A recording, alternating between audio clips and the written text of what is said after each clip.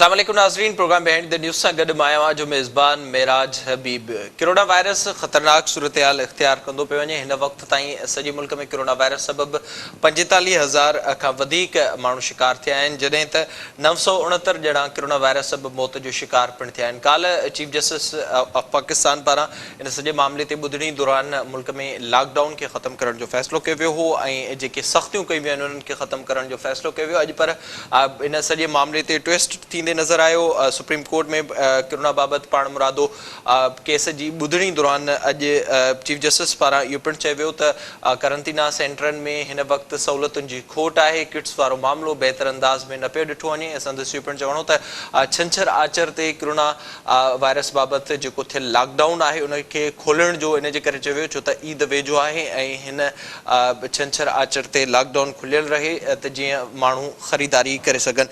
मजमूई तरह सां हिन वक़्तु मुल्क में सूरत हाल ख़राब थींदी पई वञे। जेके मेडिकल एक्सपर्ट आहिनि उहे बि चवनि पिया त कोरोना वायरस सबबि सूरत हाल वधीक ख़राब थी सघे थी। एडवोकेट जनरल ऑफ पाकिस्तान पारां अॼु सुप्रीम कोर्ट में इहो पिणु चयो वियो त हीअ जेका सूरत हाल आहे उहा जून में अञा वधीक ख़तरनाक थी सघे थी। पर ॿिए पासे जेका मुल्क में सूरत हाल आहे ज़रा वॾो ग़रीब तबिको अहिड़ो आहे जेको हिन सूरत हाल सबबि परेशान थींदे नज़र अचे थो। वफ़ाक़ जो इहो मौक़िफ़ हो गुज़िरियल केतिरे अरसे खां त जेका मुल्क में कोरोना बाबति सूरत हाल आहे उन में लॉकडाउन में नरमी हुअणु घुरिजे ऐं कारोबार हलणु घुरिजे। उन खां पोइ जेके सिंध हुकूमत पारां फ़ैसिला कया विया, वॾे वज़ीर सईद मुराद अली शाह पारां जेके फ़ैसिला कया विया उन तरह सां ईअं लॻो पए त शायदि सिंध हुकूमत लीड करे पई। उनजे 2 हफ़्तनि खां पोइ हिकु सियासत थींदे नज़र आई, ॿिन्ही तरफ़नि खां सियासत थींदे नज़र आई।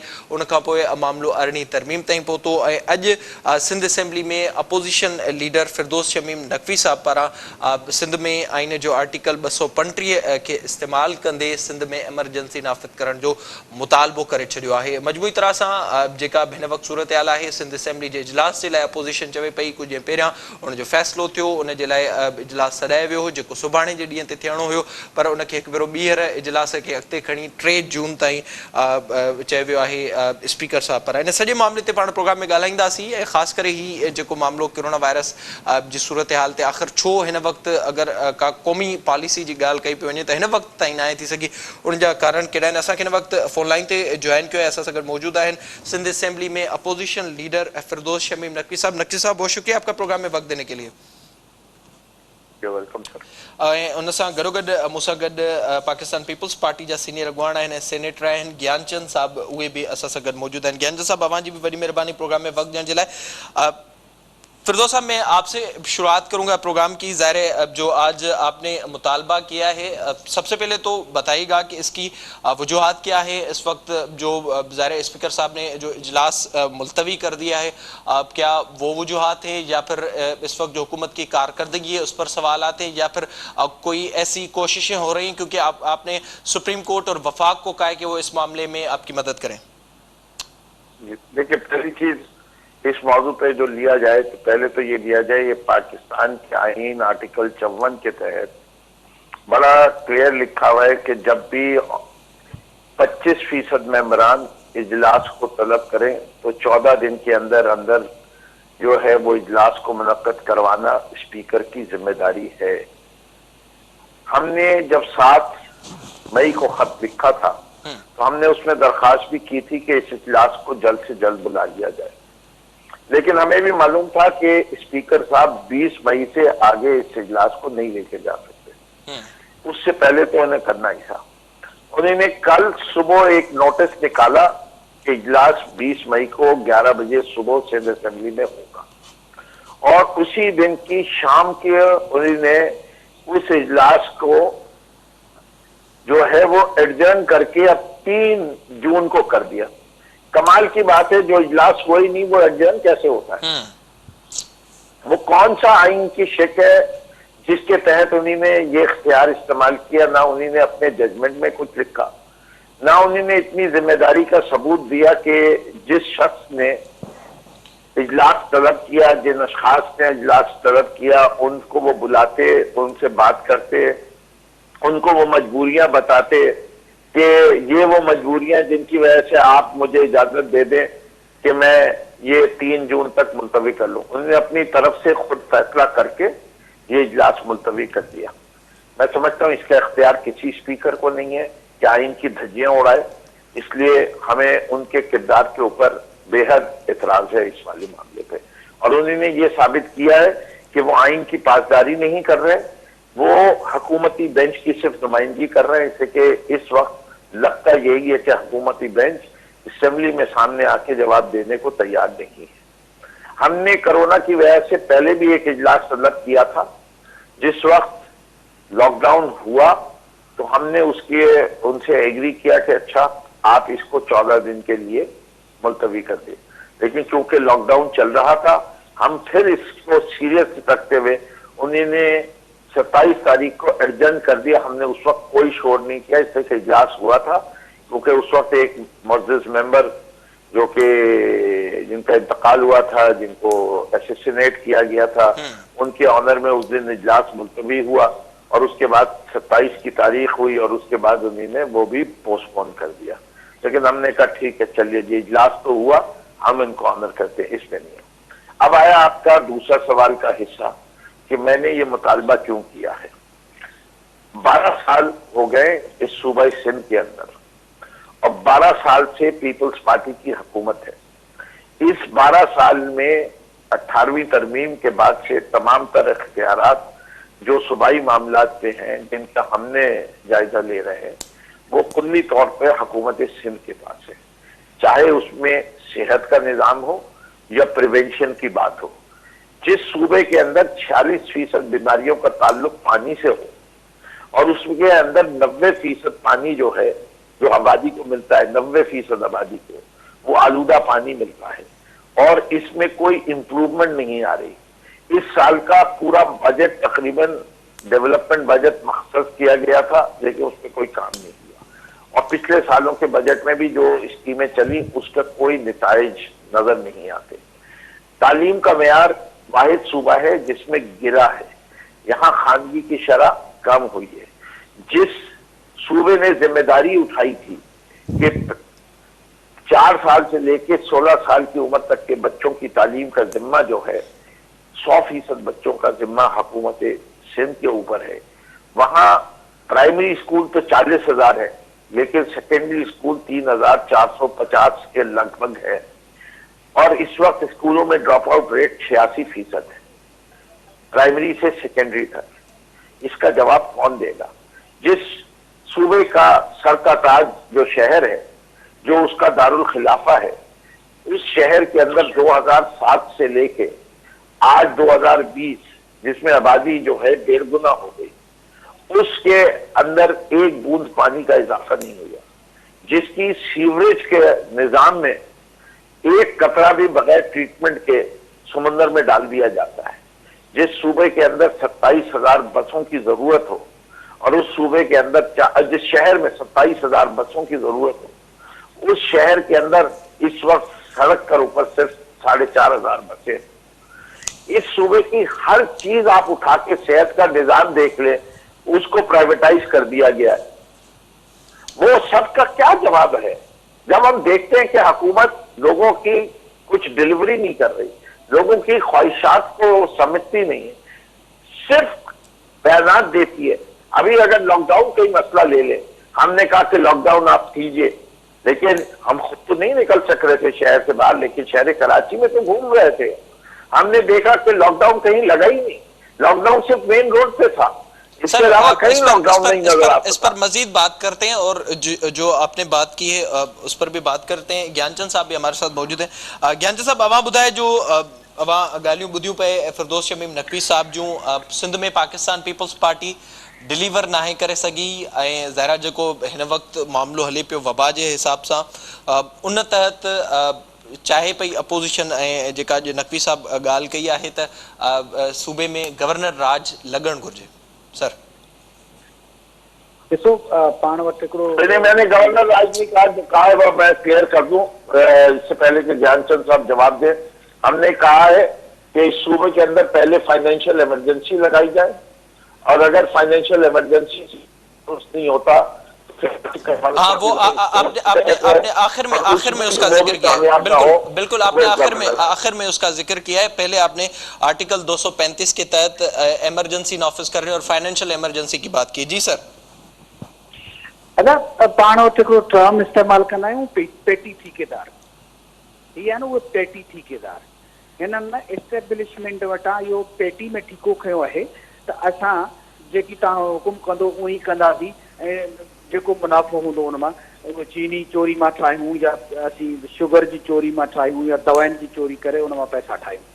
सो इन्हनि इहे चई सघनि था, छाकाणि त सिंध गवर्नमेंट जंहिं क़िस्म जी NICVD सॼी सिंध में सहूलियतूं ॾियूं आहिनि सिहत जे मामले ते, जंहिं क़िस्म जो गम्बट इंस्टीट्यूट ते जेको जिगर जे बीमारियुनि ते कमु करे पियो, फ्री ऑफ कॉस्ट करे पियो, जंहिं क़िस्म जो असां वटि जेको यूरोलॉजी जो डिपार्टमेंट ठहियल आहे, हेल्थ फैसिलिटीज़ में असां वटि शानदार हेल्थ फैसिलिटीज़ सिंध अंदरि ई मौजूदु आहिनि। जॾहिं त तव्हां ॿिए पासे जेकॾहिं ॾिसंदो त ख़ैबर पख्तूनख्वा हुजे, ॿिया सूबा हुजनि, उन्हनि में ख़ैबर पख्तूनख्वा त कमाल करे छॾियो आहे न। हिकिड़ी बि अस्पताल कोन्हे ठाहियूं, डॉक्टरनि पंहिंजो जेकॾहिं सेफ्टी किट्स कोन्हे त उन्हनि ते डंडा वसाया विया।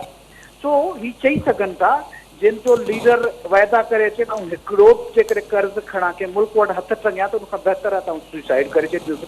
जंहिंजो लीडर सुबुह शाम माण्हुनि सां वाइदा करे अचे त जो हू असांजो कोन चवंदो हो मुराद सईद, हम इमरान खान आएगी और 200 अरब लाएगी और ये मुंह पे मारेंगे IMF, उहो सॼो ॾींहुं गोॾा टेकियो वेठो हुजे। जेके सिर्फ़ ऐं सिर्फ़ चंदा करणु चाहींदा हुजनि, जेको हिकिड़े मीटिंग में वेही फ़ैसिला कनि त असां लॉकडाउन कंदासीं ऐं प्रेस कॉन्फ्रेंस में चवंदासीं लॉकडाउन खे हलणु कोन ॾींदासीं, असांजी ख़्वाहिश कोन्हे। चइनि सूबनि में हू हिकिड़े क़िस्म जी माहौल पैदा न करे सघिया। हू NFC अवॉर्ड जेकॾहिं जेको हाणे हिननि कमीशन ठाही आहे उहा अनकॉन्स्टिट्यूशनल ठाही हुजे त उन्हनि जी इहा मुंहं ते कोन थी पए त हू वेही कॉन्स्टिट्यूशन जी ॻाल्हि कनि। अरिड़हीं तरमीम जेका सूबनि खे राइट्स थी ॾे उहा अरिड़हीं तरमीम हिननि खे हज़म कोन थी थिए। प्राइम मिनिस्टर साहब असांजे पार्लियामेंट जो इजलास जेको कोरोना जहिड़े अहम मसइले ते घुरायो वियो, उहो हिकिड़े मिंट जे लाइ पार्लियामेंट में अचण खे गवारा नथो करे त उन्हनि खां ॿी कहिड़ी उमेद थी करे सघे। उहो इहो ई मुतालबो करे सघनि था त तव्हां हिते इमरजेंसी लॻायो, हिते गवर्नर राज लॻायो, हिते तव्हां मार्शल लॉ लॻायो त जी ही जेके मौक़े पस्त आहिनि इन्हनि खे मौक़ो मिली सघे। ही अवाम जा चूंडियल त कोन हिन कठपुतली कंपेयर कनि जेका PTI जी परफॉर्मेंस आहे उन ते सिंध खे ॿियनि सूबनि ते, पर छावा न पिया सम्झो जेको बार बार मामिलो उथारे पियो वञे अरिड़हीं तरमीम वारो मामिलो हुजे या जीअं अॼु फिरदौस साहब ॻाल्हि कई आहे त हिन वक़्तु घटि में घटि पाकिस्तान पीपल्स पार्टी खे पंहिंजी कारकर्दगी जी बि ॻाल्हि करणु घुरिजे। अवां गंबट जो ज़िक्र कयो, गंबट जो मां खे ॿुधायां सिर्फ़ु हिन वबा वारी सूरत हाल में पीर जो ॻोठ जो मिसाल अवां जे साम्हूं आहे। 291 माण्हू उहे हुते पॉज़िटिव आया, उनखां पोइ जॾहिं प्राइवेट लैब मां थिया सिर्फ़ु 40 पॉज़िटिव, ॿिया नेगेटिव। सिहत जी सूरत हाल सॼी सिंध जी असांखे ख़बर आहे। तालीम जी सूरत हाल हिन वक़्तु ताईं वाज़े आहे, जेका 2010-2011 में जेतिरा स्कूल बंद हुआ उहे हिन वक़्तु बि बंद आहिनि। त छो पाकिस्तान पीपल्स पार्टी पंहिंजी कारकर्दगी ते सियासत न पई करे, जेके ॿिया बुनियाद आहिनि उन्हनि ते वधीक सियासत थिए पई? तव्हां एजुकेशन खां यूनिवर्सिटीज़ असां वटि घणी न आहिनि ठहियूं। जेतिरियूं यूनिवर्सिटीज़ सिंध अंदरि प्राइवेट सेक्टर हुजे या पब्लिक सेक्टर, उन में जेतिरियूं यूनिवर्सिटियूं सिंध में ठहियूं आहिनि उहे ॿियो किथे थियूं आहिनि। छा IBS सखर जेको आहे उनमें गवर्नमेंट जो रोल कोन्हे? छा हिते जी तइलीम, हा ठीकु आहे के कोताहियूं जेके आहिनि वक़्तनि खां अचनि थियूं, ऐं इहे जेके बंदि स्कूल्स आहिनि उन्हनि जी कहाणी ज़रा ॿिए क़िस्म जी आहे। जेको ही मार्शल आइन जो दौरु रहियो, ही जेके आमरियतनि सां गॾु रहिया, उन्हनि माण्हुनि खे ख़रीद करण जे लाइ जेके माण्हू आया उन टाइम ते उताकूं ठहियूं, उहे जेके असल माण्हुनि जे स्टेक होल्डर्स कोन हुआ। नवां हिननि माण्हू पैदा करे उन्हनि माण्हुनि खे उहे स्कूल्स नालनि में त मौजूदु आहिनि पर एक्चुअली हू फंक्शनल न आहिनि, उहे ड्रॉप कया पिया वञनि। उन्हनि खे बाक़ाइदा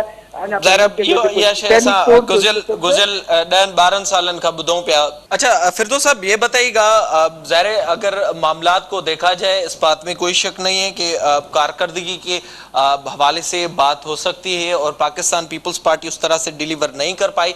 पर जो ये मामलात सामने आ जाते हैं 18वीं तरमीम के हवाले से, अब लॉकडाउन हो गया, कुछ दिन हमने देखा ये शोशा चलता आया, 18वीं तरमीम के हवाले से यहाँ पर बात हुई, वफाक ने कह दिया कि ऐसी कोई चीज हमारे पास नहीं और ना ही हम कुछ करना चाह रहे हैं। और अब आज जैसे आपने बात की इमरजेंसी के हवाले से, पिछली दफा भी जब ये हुआ था, जब पाकिस्तान पीपल्स पार्टी के चेयरमैन से लेकर सूबाई वुज़रा तक के नाम ECL में आए थे, उस वक्त भी वफाक ने ये कह दिया था कि ऐसा कोई मामला नहीं चल रहा। तो ऐसी चीजें क्यों की जाती हैं, ऐसी सियासत क्यों होती है जिससे कम से कम जो सिंध में रहने वाले लोग हैं उनको इससे तकलीफ होती है इन चीजों से? जी देखिए, सिंध में क्या हम नहीं रहते? जो मुश्किलात जिनका मैंने जिक्र किया वो कोई गैर सिंधी आदमी बोल रहा है? नो डाउट, नो डाउट। अगर मैं ये कह रहा हूँ, तो ये कौन सी बात हुई? मैं सिंध का नुमाइंदा नहीं हूँ? Of course. क्या मैं सिंध में इलेक्शन जीत के लड़ा नहीं हूँ? क्या मेरी पार्टी नहीं लड़ी? क्या हम जो ऑपोजिशन के लोग थे, इन्होंने क्या जवाब दिया?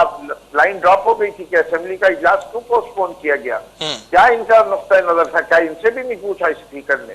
यहां तक बात करें, जब डिलीवरी नहीं होगी तो हम वफाक किसी भी हद तक आप जा सकते हैं। हम वफाक का हिस्सा हैं।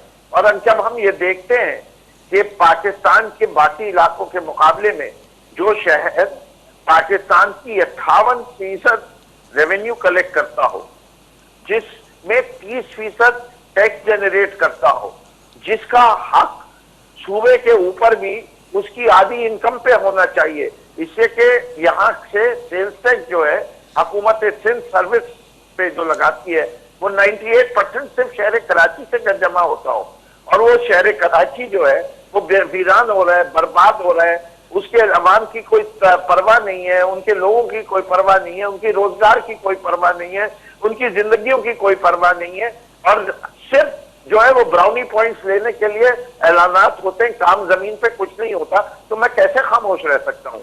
मैं क्यों ना शोर मचाऊं? इससे कि सिंध में तो खौफ की सियासत कर रहे हैं, सिंध के में तो MK अल्ताफ की सियासत कर रही है। जरदारी साहब में और अल्ताफ हुसैन में कोई फर्क नहीं है, दहशत गर्दी की सियासत है और करप्शन का राज है इस सूबे के अंदर।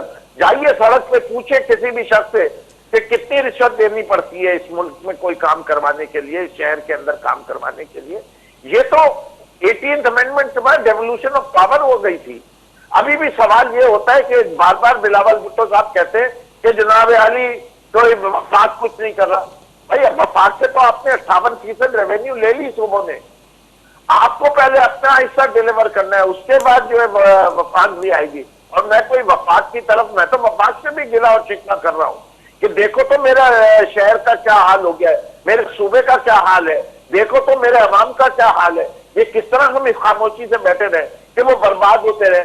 हमें नहीं लगता कि 2030 तक 100% खानगी आएगी इस सूबे के अंदर में। आपने SDG गोल्स के ऊपर क्या काम किया इतने अरसे में? आपने 2015 में साइन किया था कि हम 2030 तक ये SDG गोल्स मुकम्मल करेंगे। इससे पहले MDG गोल्स पे किया था कि 2010 में हम करेंगे वो MDG गोल्स, वो नहीं अचीव हुए थे। कब तक खामोश बैठे रहे? ये बताएगा जो आपके मुतालबात हैं, जो आप बात कर रहे हैं, क्या आपकी इस हवाले से कोई वफाक से बात हुई है? ज़ाहिर आप सिंध में नुमाइंदे हैं, क्या वो आपकी इन बातों पर एग्री हैं या फिर ये ऐसे ही बस बयान दे दिए जाते हैं और फिर वहां से तरदीद हो जाती है? जी मैं देखिए, वफाक अपनी जगह फैसला करेगी। मैं सिंध के अवाम की नुमाइंदगी करता हूँ, मैं सिंध के अवाम की ख्वाहिशात की अक्कासी करता हूँ। मैं उसके लिहाज से वफाक से डिमांड कर रहा हूं, डिमांड कि वफाक कुछ करे सिंध के लिए, वफाक इस सिंध के सूबे के हालात को बेहतर करे। ये नहीं हो सकता कि सूबे को बर्बाद होते रहने दिया जाए, इससे कि उसके ऊपर गलत हुक्मरान जो है वो काबिज हुए हुए। ठीक है, पाण प्रोग्राम में वधीक भी इन मामले ते ॻाल्हाईंदासीं, ख़ासि करे कोरोना वायरस जी सूरत हाल खां पोइ जेके फ़ैसिला वरिता विया आहिनि उन ते हिन वक़्त ताईं जेका छिकताण वारी सूरत हाल आहे उहा जारी आहे। इन ते वधीक ॻाल्हाईंदे वक़्तु हिकु ब्रेक जो असां सां गॾु।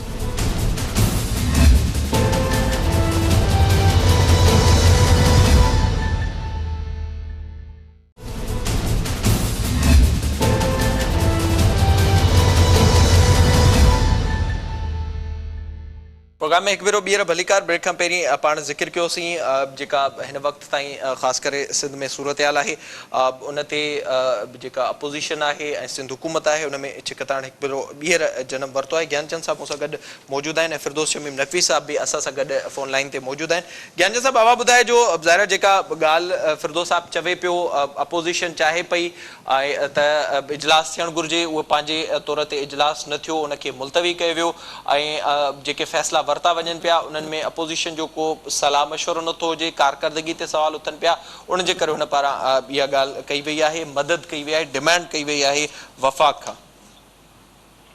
ॾिसो इन जे हद ताईं फिरदौस शमीम नक़वी साहब सां मुतफ़िक़ आहियां त हुननि जो इहो कॉन्स्टिट्यूशन राइट आहे हू सेशन खे रिक्विज़िट कनि ऐं स्पीकर बाउंड आहे विद इन 14 डेज़ उनखे इजलास घुराइण जे लाइ पर तव्हां हुन सॼे मामले में जेके ताज़ा जेके फेडरल गवर्नमेंट जा इजलास थिया आहिनि उहे बि डिले थिया हुन में कीअं थियो ऐं मुकमल तौर ते कमेंट इन करे कोन थो करे सघां इन सूरत हाल जी मूंखे ख़बर कोन्हे ऐं इन ॻाल्हि सां बि मुतफ़िक़ आहियां त कराची में खोड़ सारा मसइला आहिनि जिन जे गिला हिन खे बजाए पीपुल्स पार्टी सां करण जे हिननि जा जेके इत्तेहादी आहिनि MQM वारा जिन दहशत फैलाई जेके 12 में जा ज़िम्मेवार आहिनि उन खां सवाइ जेको कराची में दहशत जो राज मौत जो राज हो उहे हिननि जा हिन वक़्त में इत्तेहादी आहिनि।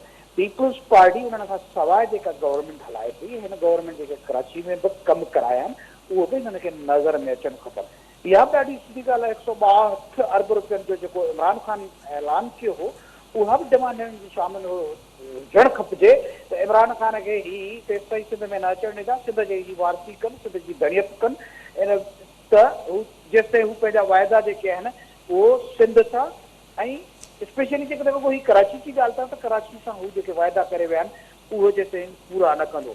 इमरान ख़ान त सरपार करब आयो हो उते बि असांखे 100 RO प्लांट जो वाइदो करे हो जेको पूरो कोन्हे थियो। NFC अवार्ड मां जेके कट लॻनि था उन्हनि जो मुतालबो हिननि खे करणु खपे।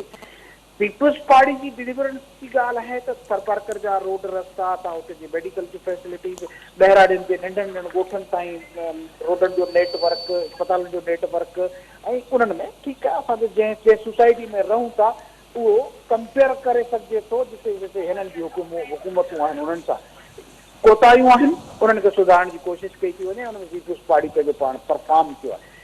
पार्लियामेंट लेवल ते ही कॉन्स्टिट्यूशन जी ॻाल्हि था कनि पीपुल्स पार्टी हिन में कॉन्स्टिट्यूशन जी ख़ालिफ़ जेका आहे पाकिस्तान जे कॉन्स्टिट्यूशन पीपुल्स पार्टी आहे अहिड़ी तरमीम पीपुल्स पार्टी जे वक़्त में आई हुननि उनखे मैनेज कयो।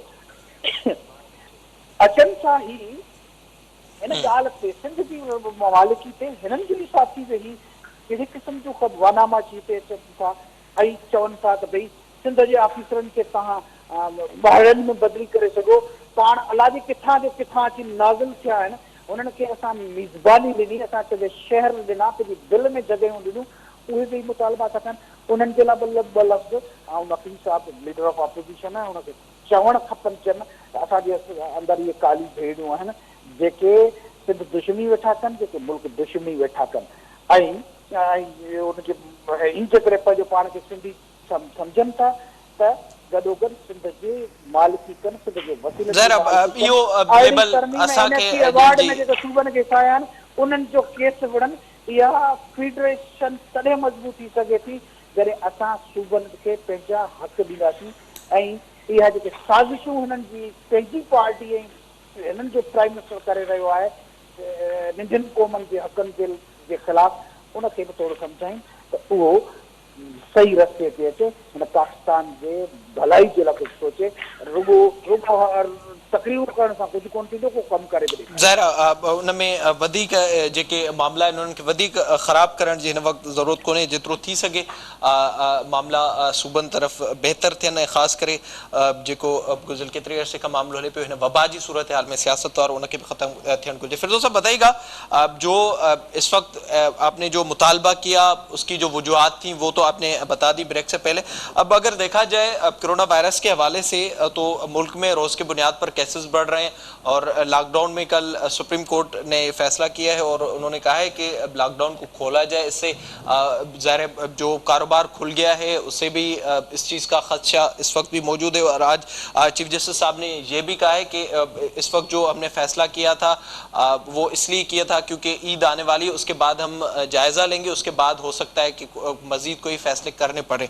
तो इस वक्त जो मुल्क की सूरत हाल है अगर वो ज्यादा खराब हो जाती है तो क्या आप समझते हैं कि जिस डगर में हम जा रहे हैं उसमें हमें देखना चाहिए और किसी न किसी हद तक नजरसानी करनी चाहिए कि सूरत हाल कहाँ जा रही है? देखिए, जो ये सूरत हाल है इसके ऊपर रोजाना के बुनियाद के ऊपर अपने फैसलों को देखना चाहिए। हमारी जंग दो महाजों पे है।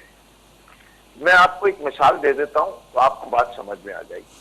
कश्ती का नाम है पाकिस्तान और उसमें हम सब हैं मुसाफिर, और अगर कश्ती डैमेज हो जाए या टूट जाए या डूब जाए तो कोई भी नहीं बचेगा। बिल्कुल। और हमारी कोशिश ये है कि कश्ती भी बची रहे और उसमें जो मुसाफिर हैं उसमें कम से कम लोगों को नुकसान पहुंचे।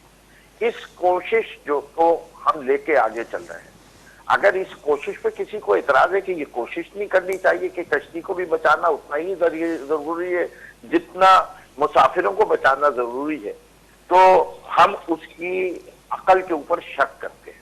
और यही बात हम कह रहे हैं कि हम अमेरिका नहीं बन सकते। ठीक है, ठीक है। ज्ञानचंद साहब आवां बुधाए जो मामलो हो कोरोना वायरस ज़ाहिरा फिरदौस साहब तालीम ताईं अची मामलो पहुतो पे जेका हिन वक्त सूरत हाल है मां भी अवां का साॻियो ई सवाल कयां पियो त हिन वक्त मुल्क में लॉकडाउन के खत्म करण जो तकरीबन फैसलो कयो वियो आहे। हुकूमत स्मार्ट लॉकडाउन जी बार बार ॻाल्हि करे पई त छा न पिया सम्झो त ईंदड़ ॾींहनि में सूरत हाल वधीक ख़तरनाक थी सघे थी, या जेका हिन वक्त मेडिकल पॉइंट ऑफ व्यू खां हिन ॻाल्हि में भी कोई शक न आहे त हिन वक्त असांजे मुल्क में जेका उहा स्पाइक आहे उहा अञा आई न आहे ऐं असांजे मुल्क में कोरोना वायरस ओतिरो असर कयो ई न आहे जेतिरो यूरोप या अमेरिका ऐं ॿियनि मुल्कनि में कयो आहे जिते सख़्त लॉकडाउन कयो वियो। सर सब खां पहिरीं त आऊं जेको नकवी साहब चवनि था त हिते जेको सो लियाकत अली ख़ान जी ख़बर न आहे या हिते जी एजुकेशन ते कमेंट्स वेठा कनि, जंहिं मुल्क जो प्राइम मिनिस्टर खे जर्मनी ऐं जापान जे सरहदनि जी ख़बर न हुजे त उनजे पार्टी जे माण्हुनि खे मुझे ख्याल में हाणे सियासत खां हली करे पाण वायरस वारी सूरत हाल उन ते कमेंट कयो त वायरस बेहतर जे हवाले सां सिंध गवर्नमेंट जेके डिस्ट्रिक्ट एडमिनिस्ट्रेशन ही जेके इल्ज़ाम हणनि था, जीअं ई पाकिस्तान बॉर्डर सां जेको असां तरफ़ इहा वबा आई उहो जेकॾहिं फेडरल गवर्नमेंट जे सरहदनि जी हिफ़ाज़त करणु, वबाई बीमारियुनि ते कंट्रोल करण जे लाइ स्टेप्स वठणु, उहे फेडरल गवर्नमेंट जी रेस्पॉन्सिबिलिटी हुई जेका हुननि पूरी कोन कई। ऐं तंहिंखां पोइ उते जेको क्वारंटीन सेंटर ठाहियूं उनजी जेका सूरत हाल हुई जेका उहा तव्हांखे साम्हूं आहे। उहे माण्हू उतां आया ऐं सखर में जंहिं क़िस्म सां असां उन्हनि खे क्वारंटाइन कयो ऐं उन्हनि खे आइसोलेट करे मुल्क में फैलजण खां असां रोकियो।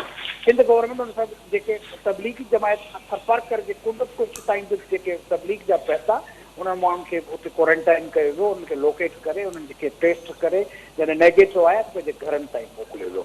हा, इहा ॻाल्हि बिल्कुलु ठीकु आहे त असांखे मेडिकल जो इशू आहे, असांखे डॉक्टरनि सां मसला मशूरे सां हिन ते कमु करणु खपिजे जंहिंसां हिननि खे इख़्तिलाफ़ आहे। बुख वधंदी लॉकडाउन सां छा थींदो न थींदो, माण्हुनि खे मरण जे लाइ नथो छॾे सघिजे त तव्हां जो मौत विराईंदा रहो पर तव्हांजा कारोबार हलंदा रहनि, इहो मुमकिन न आहे। असां पीपल्स पार्टी ईअं ई सोचूं था। वफ़ाक़ जो वॾे में वॾो बचाईंदड़ पीपल्स पार्टी रही आहे, कॉन्स्टिट्यूशन बि हुननि ॾिनो ऐं उते डेमोक्रेटिक सिस्टम खे बरक़रार, जंहिंजे करे ही दोस्त अॼु पार्लियामेंट जा मेंबर पियो वेठा आहिनि, कॉन्स्टिट्यूशन जा हवाला था ॾियनि, उहो उनजे पोयां पीपल्स पार्टी जे वर्करनि जो रब्त शामिल आहे।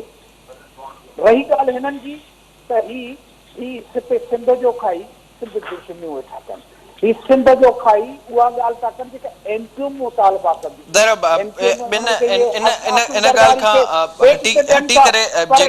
सिंध जो खाई नमक हरामी कनि था, इहा नमक हरामी हिननि खे न करणु खपे। जेकी जिते ही रहनि था, जे धरती ते रहनि था, जे धरती जो खाइनि था, जो धरती जो हुननि खे पनाह ॾिनी, जेका धरती अच्छा अवां खे इएं छो पियो महसूस थिए त हिन वक़्तु पीटीआई ईअं करे पई, अवां खे ईअं छो पियो महसूस थिए? पीटीआई जा जेके हिननि जा अचनि था, जंहिं बि टाइम ते अचनि था, सिंध में अची वेही करे हू सिंध गवर्नमेंट खे टारगेट निशानू भले बनायो, पर तव्हां सॼी सिंधी क़ौम खे निशानू वेठा बनायो।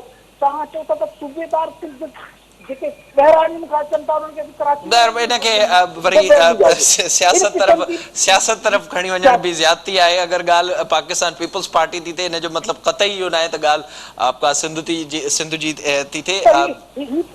उहे शयूं करे चुका आहिनि। असांखे पाकिस्तान बि प्यारो आहे। ठीक है ज्ञानचंद साहब, टाइम हिन वक्त प्रोग्राम जो पूरो थियो।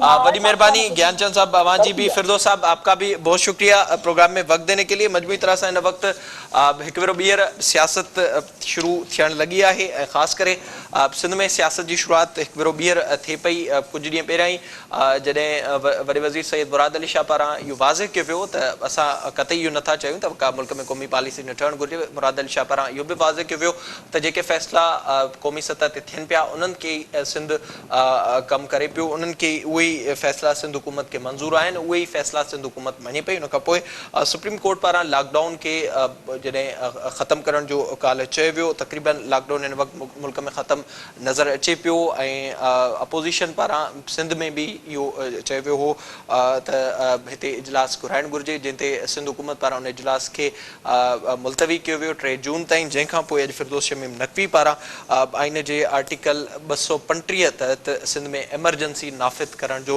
मुतालबो कयो। मजबूरी तरह सां गुज़िरियल केतिरे अरसे खां अहिड़े क़िस्म जी सियासत हले पई ऐं ख़ासि करे सिंध में इहा सियासत हले पई।